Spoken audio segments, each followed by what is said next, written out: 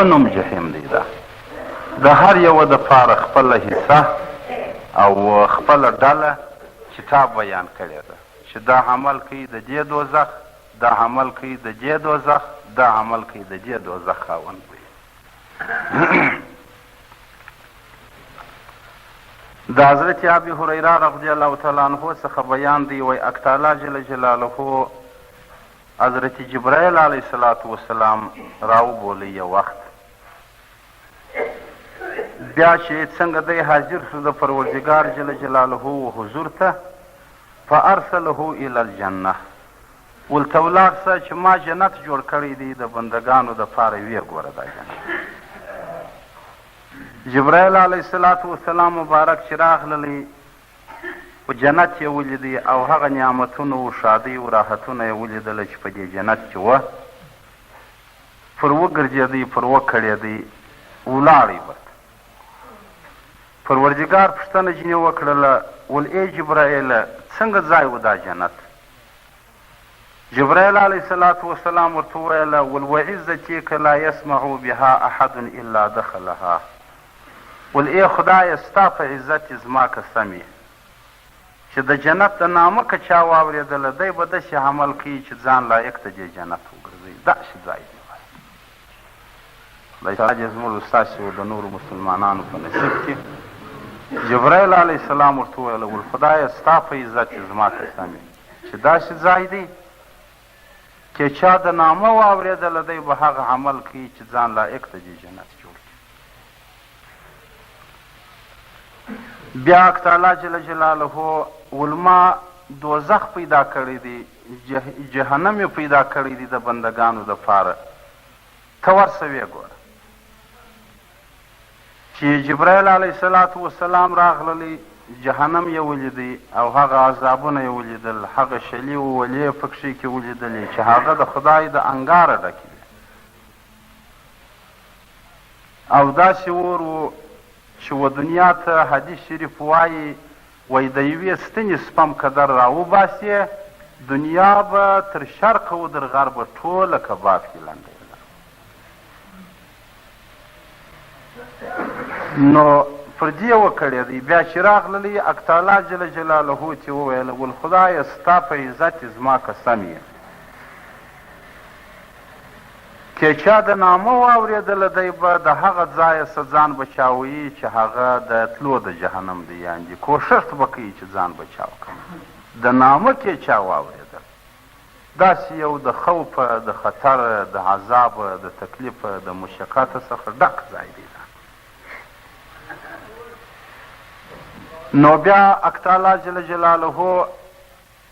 درېیمه پلاګ وه امر ورته وکړي. یوه پلاخ یې جنت ته واستاوی، راغلی ښه صفت یې وکړي. بیا یې جهنم ته واستاوی، راغلی خورا سخت وغږېدی. بیا یې ورته وویله، ولته ولاړ شه جنت وګوره. دی چې راغللی جنت ته په خفت بالمکاره، جنت چې و پوښ و په مشکلاتو، په مأموراتو، په طاعاتو، په مصیباتو، یعنی جنت پوښ سوی و په دې ستړو شیانو لنډوي. د جنت و د دې سړي په مخ کې پوښ د مصیباتو پروت و، پوښ د عباداتو پروت و، پوښ د مصیباتو پروت و چې حق تعالی جل جلاله دا جنت په دغه کلا کې کلا بند کړی و. چې په دنیا کې به غمونه در باندې راځي، په دنیا کې به ستړیاوې در باندې راځي، په دنیا کې به رنځونه در باندې راځي، په دنیا کې به د خدای د خوا مکلف کېږي، منځونه به در باندې فرض کېږي، روژې به در باندې فرض کېږي، زکاتونه به در باندې فرض کېږي، حج به در باندې فرض کېږي، جهاد به در باندې فرض کېږي، وسیله به در باندې فرض کېږي، امسایتوب به در باندې فرض کېږي، انساني اخلاق به در باندې فرض کېږي. تر دې ګردو چینو که دې ځان ورتېر کړي نو جنت ته ورسېدلی ده. پوښ و پټ و په مکارهو سره، یعنې په مشقاتو، په تکلیفو، په زحمتو سره. جبرائیل علیه السلام چې داسې ورته وکتله و دې مصیباتو، و دې مشکلاتو، و دې ستړو ستړیاوو ته وار یې ورته خطا چې راغلی پروردګار ورته ویل څنګه سو؟ حق تعالی جل جلاله ته د جواب وویل ول وعزتک لقد خشیت ان لا یدخلها احد ول ستا په عزت زما قسم چې پر دې وبېرېدم چې جنت ته به هېڅوک نشي ولاړ پر دې ول وبېرېدم دا خو څه ستړي په مخ کې پرتې دي څه تکلیفونه یې په مخ کې پراته دي څه مصیبات و مشکلات یې پراته دي خو موږ ته یې اسانه کړی دي چې موږ وایي کاکا جنت یې نو د چا دپاره پیدا کړی لاس دې وغورځولې او ته هم بیا په زړه روی مه راننه باسه کاکا جنت یې نو د چا دپاره پیدا کړی و جنت خو یې ستا دپاره پیدا کړی جنت یې د اسلام د مسلمان دپاره پیدا کړی دی جنت یې زما دپاره پیدا کړی دی جنت ته پروردګار ور اچوي دغه انسانان خو په مخ کې یې دغه مشکلات پراته دي نو خو داسې یو کنډواله نه ده چې څوک په وځي څوک ځینې وځي او داسې یو بې مالکه سرای یو بې خاونده کور نه دی لنډی را چې نه درس ستا نه درګاه ستا نه کلب ستا نه کلي ستا نه پور ستا نه باسخا ستا که څوک ورځي که څوک ځینې ځي خو دغه ډول نه ده لا کنې جنت نو خدای څه کوي جنت خدای پیدا کړی د دې خپلو بندګانو دپاره دی حق تعالی جل وروستی و د نورو مسلمانانو نصیب کې دی د دغو خلکو یقین د دغو خلکو مګر و خو په مخ کې دغه مشکلات پراته دي شادمان دغه مصیبات پراته دي او دغه طاعات و عبادات پراته دي چې پر دې چینو سړی ور واوښتی نو باره دی بچاو سو بیا نو دی پاس سو لنډی ده او که سړی په مزلو لرې د دې چینو څخه ولاړ نو د هغه دپاره که ځای جوړ سوی چې دی هغه ځای ته و اسرای ته نه ورننوځي نو یې څه کوي نو فایده یې نه وکړه خو جبرایل علیه الصلاة وسلام ورته وویل ای زما خدایه زه پر دې باندې وبېرېدلم چې د دغه مشکلاتو و د دې مصیباتو و د دې طاعاتو و د دې عباداتو سره به سړی ولاړ نشي دغسې ګرانه لار ده دغسې سخته لار ده دغه شان یې د تلو و د نتلو لار ده لنډه ته وا صحابه کرامو رضوان الله علیهم اجمعین یا نور امامانو صاحبانو یا نور مفسرینو صاحبانو یا نور علماو صاحبانو یا نور اولیاو صاحبانو چې دا شپه و ورځ پر ځان یوه کړې وه دا د زندګۍ و میچن چې د خپل بدن ورکړی و چې ارنګه مې ټوک ټوک کوي خو زه نه لرم نو دوی خو په حقیقت سره دا لار لیدلې وه لنډی چې د دې لارو تکلیفونه و د دې لارو ستړیاوې و د دې لارو جلیرګانو ځوځان چې په بدن کې مات نه کم نه سم تللی لنډی نو یې ځانونه دا د زندګۍ و میچن ته ور وغورځوله در دې پلو یې لاندې کړله هغو چې ارنګه اډونه ورمالیده کوله دوی باک نه پکاوي خو مخ ته تلله لنډی مسکینۍ یې هم یوړلې خوارۍ یې هم یوړلې ستړیاوې یې هم یوړلې او ناجوړۍ یې هم یوړلې عبادات یې هم په دنیا کې چې خدای پر فرض کړي وه که ماحقه یې یوه ځای ته ورسوله هغه د خدای د امانت پیټی د خدای د امانت بار یې تر هغه خپله منزله پورې ورساوي و خولې خود د تندیو خولې پر مځکه توی سولې ستړیاوې یې کاټ کړلې نو پروردګار جل جلاله بیا په دغو انسانانو کې داسې انسانان جوړ کړله چې رسول الله صلی الله علیه وسلم د مځکې پر سر باندې دته شاهدي د جنت ادا کړله حدیث کې راغلی دی وایي حضرت عبدالله ابن سلام رضی الله تعالی عنه مسجد ته راننوتی پر سر یې پټو اچولی و مخ یې نه معلومېدی نو خود بیا یې لمونځ کړی برته ووتی رسول الله ویل که څوک اهل الجنه انسان پر مځکه ویني دغه سړی دی صحابه یې موږ چې ور ولاړ سو چې ومکتل عبدالله ابن سلام صاحب عشره مبشره نور داسې صحابه چې رسول الله د مځکې پر سر باندې ودی ته شاهدي ده چې ول ته جنتي یې ته جنتي یې ته جنتي یې ته جنتي داسې یې وکړله ده چې یې وکړله ځان یې و دې مصیباتو و دې مشکلاتو و دې عباداتو و دې مصیباتو ته ور وغورځوئ بس هغو در ځان تېر کړي بس او جهنم چې بیا ور واستوي پروردګار ول ورسه جهنم وګوره نو بیا چې حضرت جبرایل علیه الصلاة وسلام راغلل چې ویې کتله د جهنم پوش په داسې شهواتو او خواهشاتو سره سوی دی چې لکه عینروبا انسان په خپل راکشي و ځان ته دغه څه د انسان د طبیعت شیان چې دي د انسان د خوښۍ شیان چې دي د انسان د طبیعت د نفسو د هوا د اواداري شیان چې وه ټوله د جهنم په مخ کې پراته وه نو بیا چې جبرایل علیه الصلاة وسلام راغلل حق تعالی جل جلاله پوښتنه ځینې وکړله ول څنګه سوه ده ورته ویل پروردګاره ستا په عزت و جلال چې زما قسم لقد خشیت ان لا یبقى احد الا دخله ول خدایه ستا په ذات مې دې قسم چې پر دې وبېرېدم چې هېڅوک به نشي پاته مګر دوزخ ته به ولاړ شي خدای تعالی مو دې وساتي داسې شیان یې په مخ کې پراته دي ولې دا د طبیعت ته رسته کېدو شیان دي ګرد چې ستا زړه یې غواړي ستا زړه یې کوي ستا نوس په چاغېږي ستا فکر په سمیږي هغه شیان یې په مخ کې پراته دي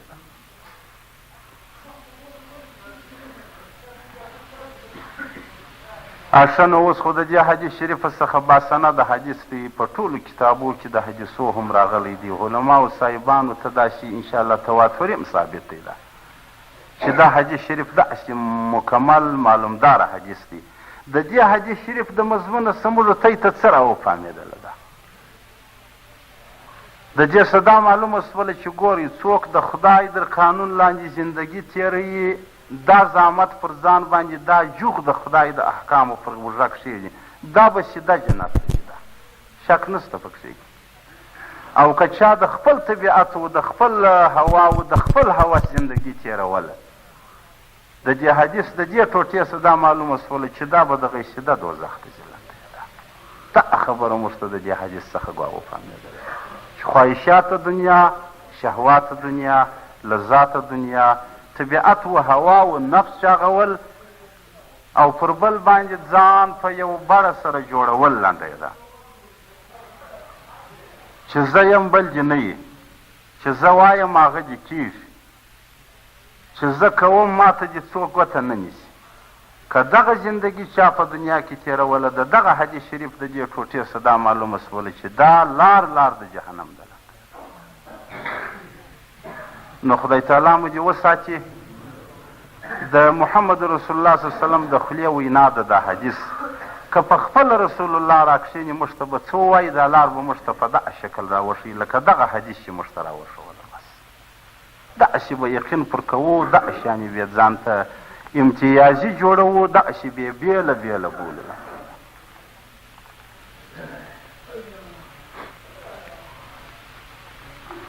نو مصیبات دنیا او طاعات عبادات سړی ځان په دې دنیا کې پکښې کې ستړی کوي دا د جنت لار د وصول ده حق تعالی جل جلاله په دې آیات کریمه کې داسې فرمایي په دې ټولو طاعاتو کې بیا لمونځ یو بهترین طاعت و عبادت بولل سوی دی حق تعالی وایي اقیم الصلاة ان الصلاة تنهی عن الفحشاء والمنکر وایي لمونځ وکړه لمونځ دې د څه منهیاتو څه د دنیا راګرځي ګورئ په دنیا کې د دې لارې چې د جنت پر لار سړی روانېږي د دوزخ د لارې څه بچاویږي د دې دپاره بیا حق تعالی جل جلاله په خپله دا د دوا راواستوله اوس که یو سړی وایي چې د جنت لار خو نو کومه نیسم کولی یې څنګه وکم وایم حق تعالی جل جلاله دا دی په طاعاتو کې دا یو لمونځ په دغه سوي آیات کې چې لمونځ برپا یې که لمونځ دې د فحشا و د منکره څخه راګرځي اوس په نو موږ دلته پوښتنه وکړو چې دا یو لمونځ هم وکمه چې ولاړ سم هلته یو شی نه وي څپلۍ دې دام په بغل کې پورته کړمه نو خو لمانځه عین دې دا غلا ته راوستمه او خدای تعالی وایي دی دې د فحشا و د منکره څه ساتي نو کومه دې چې ویې ساتلم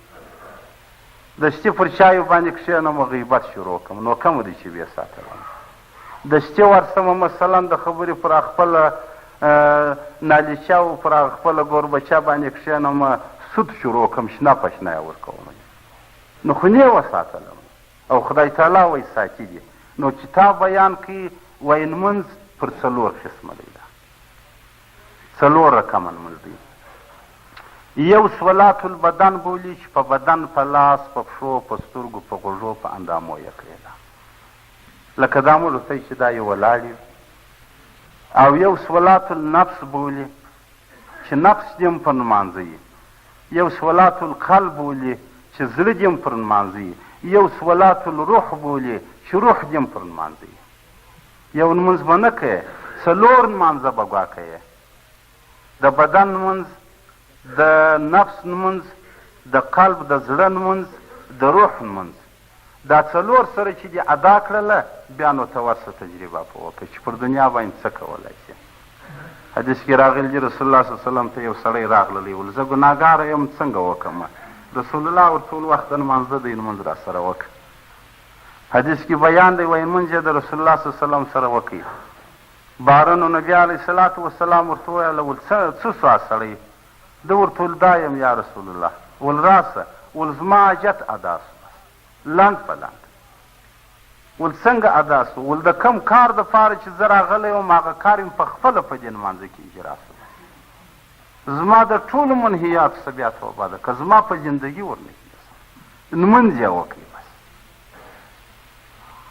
نو لمونځ د بدن چې شي دی کتاب وایي باقامة الارکان المعلومات مثل السجود والرکوع والقیام والقعود لمونځ د بدن خو دا دی چې دغه معلومدار رکنونه دي لکه ناسته و ولاړه و سجده و رکوع دا شیان به دې سم یې لنډی ده داسې به نه وي چې د ولاړې څه و ناشته داسې ور روانې چې د زنګنو ډبارې دي دریم سړی اوري او داسې به نه وي چې د ولاړې څه پر دی شکل به له ولاړېږي چې نه دي ترتیب د ناستې معلوم دي نه دي د ولاړې معلوم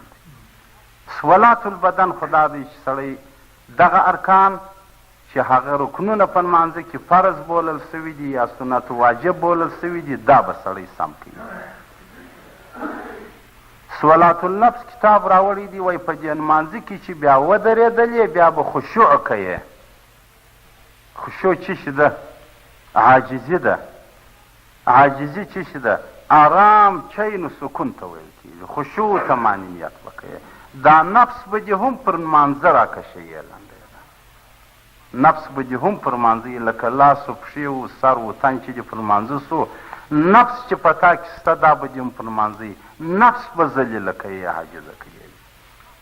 ولې حق تعالی په دې سره امر کړی دی چې وقومو لله قانتین خدا وایي ودرېږه دا مطلق درېدل چې د لمانځه د خدای نه دي په کار بلکې سره د قنوته خدای وایي ودرېږه چې تا وایي دا د قنوت اشاره و نفس د انسان دی چې نفس به عاجزه کوي ذلیله کوي بې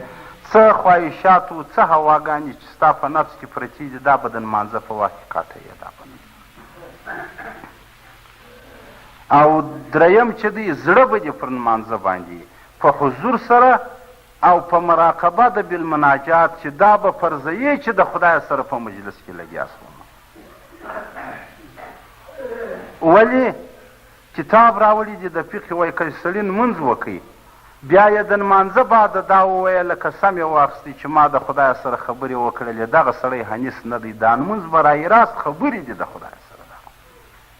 حضور به دې د زړه دا یي چې زه د خدای سره په خبرو په مجلس لګیا سولم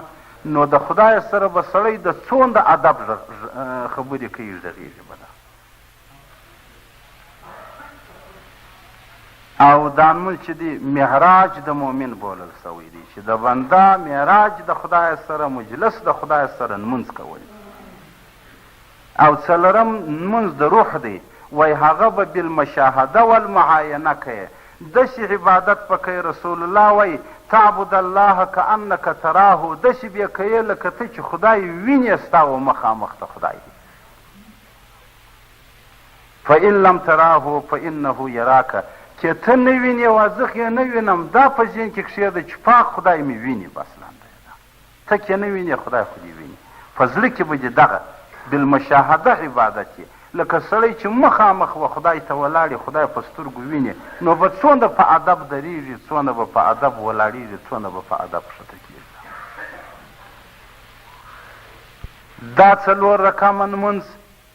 چې ګورئ په بدن لمونځ سي، په نفس لمونځ سي، په روح لمونځ سي، په زړه لمونځ سي، دې ته کتاب لمونځ ویلی دی.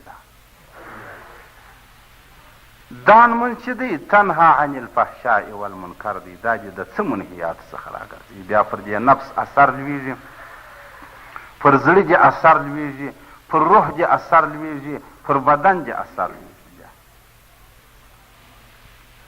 که چیرې د دغه بعد څخه ستاسو در بل لمانځه پورې یو ګناه و خطا انسان دی پیښه سول، رسول الله په حدیث کې وایي بل دغه چې پسې وکړي هغه یې در نړوي، د هغه بعده یې بل پاک مؤمن در څه جوړ شو. د صغایرو و د کبایرو څه به صفا شي. او که دا ډول نه یي،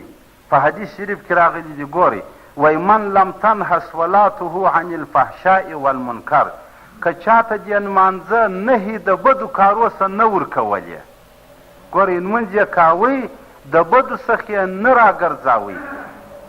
نو لم یزدد من الله الا بعدا، خدا مو دې وساتي، د دا سړي به په شواروز کې 15 چنده د خدای لرېوالی راځي. دا حدیث دی، دا چې لمونځ کاوئ په دې لمانځه سړی د منهیاتو نه ګرځېدی. نو رسول الله صلی الله علیه وسلم وویله من لم تنه صلاته عن الفحشاء والمنکر، که و چاته نهي نه ورکول یې لمانځه د بدو کارو څخه، دی دې پوه شي چې لم یزدد من الله الا بعدا، ده لره نه زیاتېږي، ګړی په ګړي د خدایه دی لرې کېږي. ګړی په ګړی لرې کېږي. نو خدا مو دې داسې نه مایوسه کوي، خدای تعالی مو دې نه ناامیده کوي. زموږ ولام په لمانځو کې کمي سته، هم په خدا چې په روژو کې کمي سته، هم په خدا چې په زندګي کې کمي پرته ده، بیخي داسې کم راغلي، مګر ځان ته هر یو د نه و د انه په الفاظ ووایي.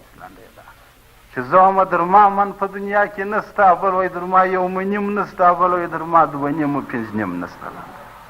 مګر پاته دغونده پاته یي چې په خدا که بالا پاته نه ورته جوړېږي، پاته دغونده راغلي. مګر نفس مو دغسې چاغ دی، عقل مو داسې راته هوښیار دی، فکر مو داسې راته برابر دی، طبیعت مو دا ډول راته زورور دی چې موږ وایي در موږ په دنیا کې نو بالا د خدای د در لالیان نسته،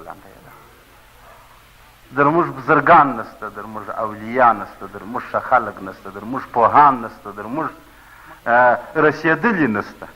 زموږ دا فکر و دا زړه راته وایي. مګر کتاب چې راواخلې چې دا موږ هر یو وزن ته ور واچوي، ګر سره هېڅ وزن نه راباندې جوړېږي، دی فالتو مو وغورځوي.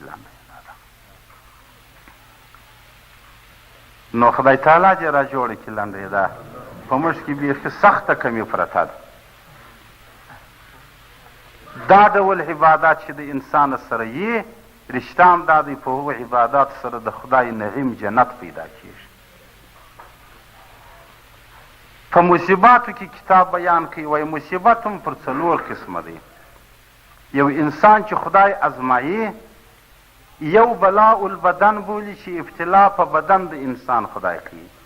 یو بلاء الروح ده چې خدای د انسان په روح امتحان کوي،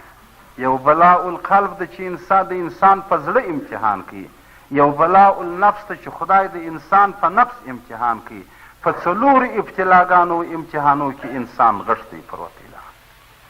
چې در دې 4 ابتلاو پاس دا کامیابه دی.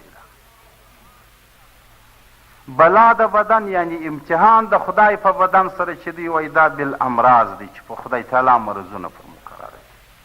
ناجوړي یي، دردونه یي، زخمونه یي، تکلیفونه یي، دا پر د باندې مقرره دي. او بلا د روح چې ده، بلا د قلب چې ده، هغه وایي په اخلاص د نیت دی، چې نیت به سړی په هر کار کې سموي. رسول الله صلی الله علیه وسلم وویله ول که د احد غر غوندې نیکي وکړې چې نیت چې د پاره د خدای نه یي، هغه نیکي دې د یوې خرما قدر وزن لا په نیز د خدای نه لري، تا دې کړي نو څه دي. او که دې په اخلاص د نیت د خدای د پاره د خرما قدر کار وکړي، په ورځ د قیامت به دې غر د احد په مخ کې درته کښېږدي. خدای وایي دغه د ستا نیکي. نو امتحان د خدای په زړه د انسان په صحیح نیت سره کړه کېږي او بلا د نفس چې ده هغه وایي په ترک د منهیاتو ده چې پروردګار په مخ کې څونه نارواوې پیدا کړي دي د امتحان دپاره چې په انسان امتحان کوي چې خدای وایي دا مې درته پیدا کړلې خالق خو د خیر و د شر خدای دی د دې دپاره چې په ما و تا امتحان کوي چې پر دغو نارواو پر کم یوه باندې اقدام کوي د کم یوه څخه ځان بچاوی بلاء النفس چې ده وایي په دې ترک د منهیات او بلا د روح چې د کتاب وایي په سوال و جواب سره د په عالم برزخ کې چې و قبر ته ور ولوېدلې بیا جنو نفس و قلب و بدن ګرد خلاص دي روح راځي په دې بدن نه نوځي بیا د هغه سره پروردګار ملایکې د سوال و د جواب مقرره کړي دي امتحان جن کوي چې رب دې څوک دی جن دې کم جن دی نبي دې کم نبي و که داسې و چې انسان نیکبخته و نیک عمل و جوابونه درې سره ورکړي د پروردګار د خوا غږ پر وسي چې رښتا یې وویله دې زما بنده و ده ته فراخي و رڼا جوړه کړي دا قبر یې د ده د سترګو د کشېدو په اندازه ورته غځېږي او د جنت کړکۍ ورته راخلاصېږي په راحت سره دی بیجېږي دلته او که داسې و چې بدبخته یا بدحمله و نو دی هلته لاجوابه یې هېڅ نشي ویلی بیا نو خدای وایي چې درواغ وایي دا بنده یعنې دغه نه ده دی خبر سوی دی د ته هر څه رسېدلي دي خو ده نه کول نو بیا ومځکې ته وایي چې وده ته یو زیغته ورکړه دا مځکه یې کښېکاږي چې د یوې طرف اډونه یا پښتۍ در بل طرف وځي د بل هغې در بل وځي داسې تنګي راځي تاریکي راځي او پر ده باندې کړکۍ د دوژخ را خلاصېږي تر هغه ساعته پورې که 1000 کاله دی په دا قبر کې پلټنده و نارامه وایي چې قیامت راځي هر څه عمر چې دی به نارامه وي دی به پلټنده وي تر هغه ساعته پورې چې د قیامت راتګ راځي حق تعالی جل جلاله په انسان دغسې ابتلا کوي جنت ته پروردګار په دغه طاعاتو په دغه مصیباتو کې نغښتلی نو جبرایل علیه السلام خو په صحیح معنا ولیدله باره یې وارې ورته خطا په صحیح معنا یې ولیدله چې طاعات خدای غواړي دا ډول مصیبات خدای راولي پر انسان دا ډول نو په دې طاعتو په دې مصیباتو کې به دا نازک و نازولی انسان څنګه ژوند سبا کړي و جنت یې وارې خطا سو و پروردګار چې وویل ول خدایه ستا په ذات چې زما قسم وي چې زه وبېرېدم پر دې باندې چې څوک به ورنشي او د دنیا و شهواتو و لذاتو و خواهشاتو چې د شهواتو په سترګه ګوا وکتله ورمعلوم سوله چې دا شیان جاذبه و جالبه شیان دي و خدای چې دا قسم واخیستی چې الهي زه پر دې وبېرېدم چې دا شیان به ټوله انسانان و دوزخ ته وروغورځي وم چې نور یې هېڅ شی نه یې د دوزخ په مخ کې درولی جبرایل علیه السلام نه یې لیدلی دا 1 روپۍ یې ایښي خره کړي نو څنګه به شي دا یو د پیسو خره یې دغه بلا ډېر انسانان ورکش کې وروځي نور شیان لا څه کوي هغه خو لا تکفیر ولې دا خو د انسان د طبیعت شي یعنې د حضرت انس بن مالک رضی الله تعالی عنه څخه بیان دی وایي حضرت جبرایل علیه الصلاة وسلام په یو داسې وخت کې راغلی رسول الله صلی الله علیه وسلم ته چې پخوا په دا وخت کې نه راتلی او رسول الله صلی الله علیه وسلم چې ورته وکتله د جبرایل علیه السلام پر بدن و پر مخ باندې یو ډېر سخت اثر د بیرې پروت بیا پوښتنه ځینې وکړله ول څنګه راغللې په ناوله د وخت کې او په ناوله د رنګ کې ده ورته وویله ول ای د خدای پیغمبره حق تعالی جل جلاله په دغه اوس کې امر ورکوي د دوزخ و ملایکو ته چې ونسي دوزخ بل کوي بس دوزخ د هغه وخته څه لګېدلی دی دی نه دی چې د دې مخپیس ته ولګېد ورته ویل کېږي دا ول بل یې کوي نو بیا 1000 کاله دا اور پر وچلېدی وایي دا سکروټې یې سرې سولې 1000 کاله بیا وچلېدی د سوروالي څخه سپین سو 1000 کاله نور پر وچلېدی ول اوس نو تک تور سوه یعنې رنګ واوښتی حدیث دغسې ترتیب راوړی نو اوس ول داسې تک تور دی چې نه لمبې سړېږي نه سکروټې مري او زما دې ول په هغه ذات قسم چې تې رسول کړی یې که چیرې د ستنې سپم قدر دنیا ته راوځي اهل دنیا به ټوله کباب کړي او په هغه ذات مې د قسم چې تې رالېږلی که یو جامه د جامو څه د اهل النار په مابین کې د مځکې و د اسمان راوځړېږي تمام انسانان بیا د ګرمۍ و د بدبویي یا تمام زنده شیان بیا په هلاکت ورسېږي او زما دې په هغه ذات قسم چې تې رالېږلی په نبوت که یو واضح د زنځیرانو څخه د جهنم پر یو غټ غره د دنیا کښېږدي واللذاب حتی یبلغ الارض السابعه ول دا غر به داسې ویلي کي چې دا زنځیر به اووم طبق مځکه ته ولوېږي او حرها شدید وقعرها بعید وحلیها حدید والنس یې ډېر جوړ دی او زنځیران د اوسپنې په کښې کې دي او هغه چښل چې دوی ته ورکوي د حمیم د اوبو څخه چې د انسانانو در بدونو نوونه وزونه بهیږي دا اوبه دي چې ورکول کېږي او اووه طبقې دی یعنې اووه پوښښته دی دا جهنم چې د هرې طبقې دپاره یې جلا جلا اهل سته پر دې جهنم لیکلي وه چې دا د دې خلکو دی دا د دې خلکو دی دا د دې خلکو دی دا د دې لکه د یو دفتر پر کوټو چې لیکل سوي چې دا د فلانکي مدیر کوټه ده دا د فلانکي قاضي صاحب کوټه ده دا د فلانکي مامور کوټه ده داسې لیکل سوي وې پر دې طبقو باندې نو جبرائیل علیه السلام ول ما چې ولیدل داسې نفس تنګی و په عذاب سومه چې په دې اسمانو کې مې سا تنګ سو نو دا یم ځکې ته راولوېدم د دا دپاره په ناوله د وخت کې راغلم او د دغه دپاره په ناوله د رنګ کې راغلم چې د هغه جهنم د طبقو اثر پر ما باندې پروت و نو نبي علیه الصلاة وسلام مبارک ورته وویله ول چې و ما ته بیان وکړه چې څنګه طبقې وې ده ورته وویله ول اوله طبقه چې نوم د دې هاویه دی هاویه د یو طبقې د جهنم نوم دی ول په دې کې پروردګار منافقان ور اچوي ده خدای تعالی مو دې وساتي چې په زړه یوه په خوله بله مخامخ یو رقم په شاله بل رقم په ظاهر مسلمان په زړه کې شین کافر وسله د ده دپاره هغه لومړۍ طبقه د دې جهنم چې نوم یې حاویه د پروردګار پیدا کړې ده ول لیکلي و جبرایل علیه السلام ول چې دا د هغو کسانو خدای تعالی مو دې وساتي د دغه عمل خاوندان په د دغه طبقې سوله او دوهمه طبقه نوم د دې جحیم دی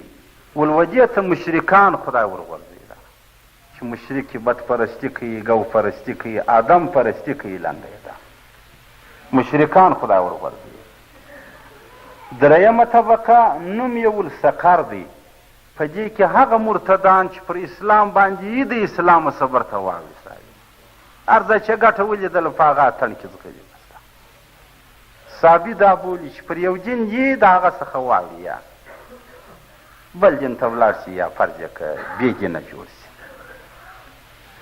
بس که په اسلام کې ګټه و مسلمان دی بیا در ده مسلمان نسته که په اسلام کې یې تاوان اسلام کې خو تاوان نسته خو د یو پیسو میسو یا د یو عزت د یو شي تاوان بیا دی هره ډله چې په مخه ورغ دی هغه دی بیا پر ده څه فرق دی نو د کوم دی دی چې د اسلام تاپه پر ځان والې دی یا د اسلام پوخ کاټ کړی دی د عقیدې د لارې څه خپل ګزارې دپاره نه وایي څه وکړي ګزاروي مسلمان دی و دې ته پروردګار جل جلاله درېیمه طبقه پیدا کړې ده چې نوم یې سقر دی لاندې څلورمه طبقه چې نوم د دې دغه لظا دی په دې کې هغه آتش پرستان او هغه کسان چې د شیطان په وسوسو پسې ځغلي لنډۍ ده شیطان کومه لار ورته ښایسته کړله هغه د یې ښایسته بولي بیا نه د ملا دا مني نه د اغا دا مني نه د صوفي دا مني نه د حاجي دا مني ځکه کوئ تا مغزه خراب پنځمه طبقه نوم یې حوتمه دی، په دې کې یهود پروردګار اچوي. شپږمه طبقه نوم یې صغیر دی، په دې کې پروردګار نصارا اچوي چې یهود توراتیان بولي چې محمد رسول الله صلی الله علیه وسلم رالی نه وماني ده، او نصارا انجیلیان دي چې محمد رسول الله صلی الله علیه وسلم رالی نه ومني، او دوی په خپل هم یو د بل نه سره ومنل. یهود بول نصارا پر چندانې دین باندې نه دي، چندانې پیغمبر یې نه دی، نعوذ بالله من ذلک. نصارا وبول یهود پر چندانې دین نه دي، چندانې پیغمبر یې نه دی. شپږ یې ورته یادې کړلې. اومه طبقه چې و جبرایل علیه الصلاة وسلام وایي حیا وکړله د محمد رسول الله صلی الله علیه وسلم څخه، چپ کښېنستی ده. رسول الله صلی الله علیه وسلم ورته وویله ول تا خو اووه را یادې کړې وې، اوس دې ولې شپږ بیان کړې؟ اومه د چا ده؟ خبره یې به مې. ده ورته ویل یا رسول الله و ما ته حیا درېږي، نه سم درته ویلی.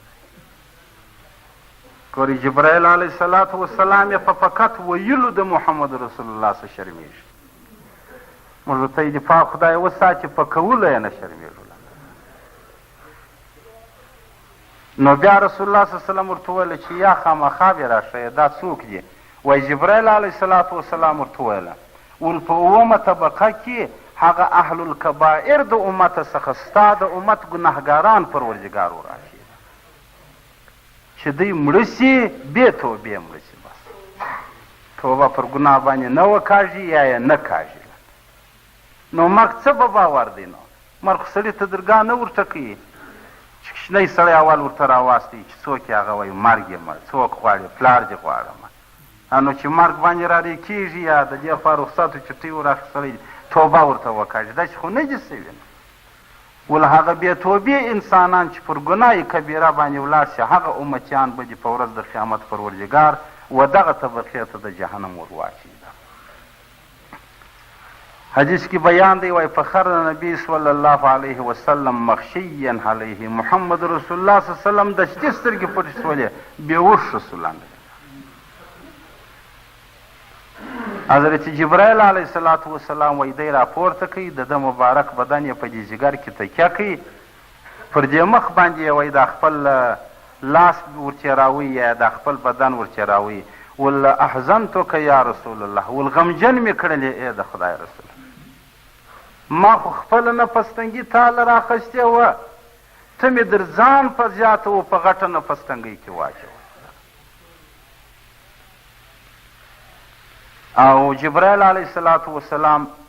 دی تکیه کړی وایي چې څنګه به رسول الله را بیداره سو، بیا داسې جبرایل علیه السلام ته وویل ول هزمت مصیبتي یا جبرائیل، ول یو غټ مصیبت یې راته جوړ کړي ای جبرائیل، په غټه ستړیا کې دې واچولم. نو رسول الله صلی الله علیه وسلم ډېر وژړله او ډېر افسوس یې وکړي د دې خپل امت پر دغه حالت باندې لاندې. څو چې کتاب وایي جبرایل علیه السلام ځینې ولاړی، رسول الله صلی الله علیه وسلم راغللی په دې خپل کور کې چې کومه خونه یو غرفه د ځان دپاره درلوده، په دې کې کښېنستی، د هېچا سره یې خبرې نه کولې، فقط مانځله به راتلی، در سترګو به یې اوښکې تویېدلې، افسوس و ارمان به یې کاوی، برته به په دې کوټه ننوتی. 3 ورځې کتاب وایي تېرې سولې، د چا سره یې خبرې نه وکړلې. آخر دا صحابه نه پستنګې سوله، او ابوبکر صدیق رضی الله تعالی عنه راغللی، ول زه بې ګوندې پخلا کړم چې څنګه و بنده کوټه ته د رسول الله ودرېدی، غږ یې باندې وکړي، ول السلام علیکم اهل بیت النبوه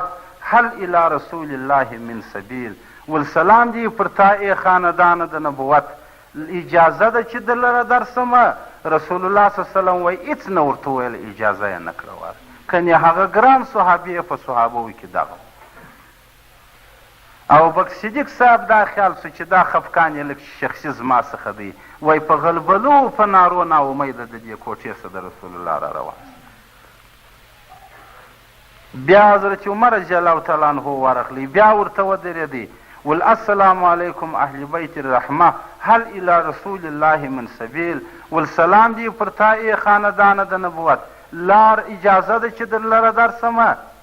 رسول الله بیا وایي غږ نه ورته وکړي، د حضرت عمر صاحب دا خیال سو چې زما څه شخصي خوابدی دی تر هغه لا په زیاته ژړا او غلبلو راغللی. درېیمه پلاوی سلمان فارسي رضی الله تعالی عنه ور روان سو، بیا ودې بنده کوټه ته د رسول الله ودرېدی، بیا یې سلام ورته ووایه، اجازه یې وغوښتل، اجازه یې نه کړله وه. دی تر هغو لا ناامیده په ژړا را روان. نو بیا وایي دې صحابهو دا مشوره سره وکړله چې د رسول الله حال به څوک معلوم کړي چې دا خفقان یې د چا څخه دی. دا یې سوچ وکړي چې بې له بیبي فاطمې رضی الله تعالی عنها یې بل هېڅوک نشي معلومولی. نو بیا وایي دوی سلمان صاحب راواستاوی چې راغللي و فاطمې رضی الله تعالی عنها چې وویله ول رسول الله نن درېیمه ده چې زموږ څخه په حجاب کې ګرځي ده او زموږ څخه په خفقان کې ګرځي، در سترګو یې اوښکې تویېږي، در زړه یې وینې څڅېږي، موږ ته حال نه دی معلوم چې په موږ کې څه کمې راغلې. نو وایي فاطمه رضی الله تعالی عنها سره د دې خپلو دوو زامنو چې حسنین و دا راغلله و دې کوټه ته د رسول الله صلی الله علیه وسلم ودرېدل، نارې کړله ول انا فاطمه یا ابي، ول زه فاطمه یم بابا، اجازه ده و ما ته اجازه راکوې. وایي د محمد رسول الله صلی الله علیه وسلم زګیروی دې دننه واورېد. نو یې بیا دروازه ور خلاصه کړله چې څنګه دې ورته وکتله د رسول الله د دې مخ غوښې وایي دغه سوي وې، د مخ غوښې یې سولیدلې وې او دا پړمخې چې دی پر دې سجده و پروردګار ته پروت و، د دې امت په غم کې یې دا خوارۍ و دا زارۍ کولې، دا د مځکې خاورې یې خټې پر مخ باندې نیولې وې. نو بیا چې بیبي فاطمې رضی الله تعالی عنها ولیدی ورننوتل، وایي دې یو غلبله وکړله پر دې خپل پلار باندې وغوړېدل. ول بابا څه پېښه سوې ده چې تا ته سبب و موجبه د دونده غم جوړه سوې ده د دونده خواشنۍ. حسنینو ورسره بغارې کړلې په دې کوټه کې، وایي داسې ژوږ د غلبلو جوړ سو چې دا تمام صحابه ورته ناست وه، ټولو په ژړا ورسره ژړل. نو بیا دغه و چې نبي علیه صلات وسلام ورته وویله ول زما د امت د غم دپاره ما ځان په دې غم کې غورځولی دی. دا کیسه د جبرائیل علیه صلات وسلام یې ورته وکړله چې زما د امت دپاره پروردګار جل جلاله یو طبقه د طبقاتو څه د دوزخ پیدا کړې ده چې ګناهګاره بې توبې مړ شي، هغه انسانان به په ورځ د قیامت و دغه طبقې ته ورلویږي.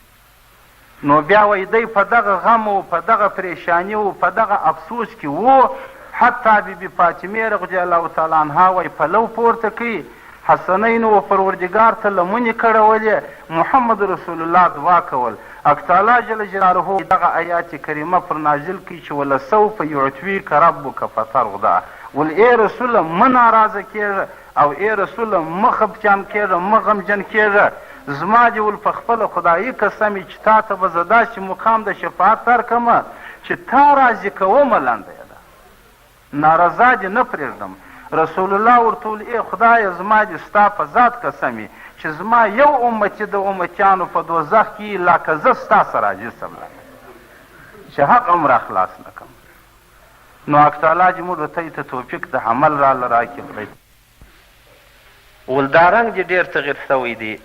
ده وویله ول چې څنګه یې په قبر کې کښېښولم، یو ملایکه پروردګار راواستوله زما و سر ته یې ودرول. داسې یې راته وویله ول یا شیخ السوء، ول ای د بدو بنده، ای د بدو بنده، یعنی چې د بدو پیروي دې کوله،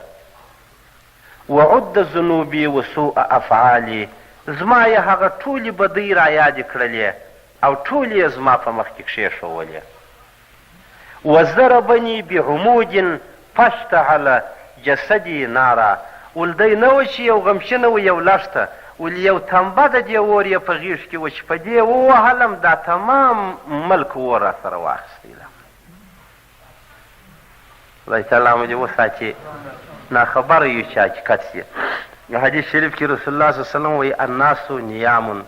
فاذا ماتوا انتبهوا، ول خلک بیده دي، ول چې مړه سي نو به ویښ سي بیا نو اوس بیده دي. نو ول په دې تنبه د اور یې ووهلم، دا بدنې او دا تنې دا علاقې ټوله اور واخیستې هغه دی اور نه دی چې بالانو لکه سړی چې یو اور ټک ولګوي برته مړ شي، بالانو اور دی بلیږي به. ثم تکلم معي في قبري، بیا یې زما سره په دې ګور کې خبرې وکړلې. ول اما استحییت من الرب، ول نه شرمېدې د خدای څخه چې دا ګناهونه دې کوله، یو سوچ خو به دې کاوه. ګورې دا د هر انسان و سترګو ته خدا مو دې وساتي راځي. دا ملایکې والله څه ویله چې نه شرمېدلې د خدای څخه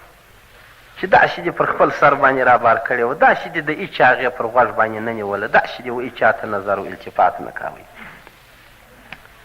ثم زغتني زغتة حتى اختلت اضلاعي وانقطعت مفاصلي، بیا یې ومځکې ته ول پر راسه، مځکې یو داسې جټکه راکړله چې زما اډونه و، زما